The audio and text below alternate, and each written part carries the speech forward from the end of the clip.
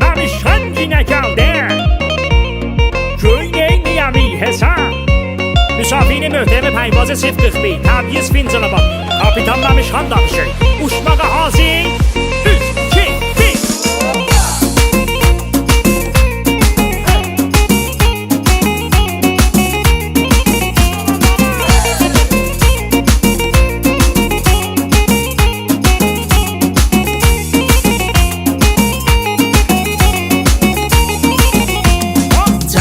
Göysət telefonun dalından Xəbərdə olsun məmiş halından Tut yanağından arçıldadım Dinmə yavaş gizlət mamanından Allah'tan ötüy bir yapacaq həyan olsun Gedib mamana demə Dilin al olsun Gedib mamana demə Eşitdi bacılayın Beynığın maçılayın Zəhyim ay olsun Gedib mamana demə Bu söz yadigar olsun Mamana demə Gəlməmişə sahibi qıytım yanağından Gedib mamana demə Çıxat yadından Gedib mamana demə Üyək qaldı qapızda Qalsın öz ayağımızda Bugünkü qəyayından Gedib mamana demə Utandan mamanından Mamana demə Nazım mamana demə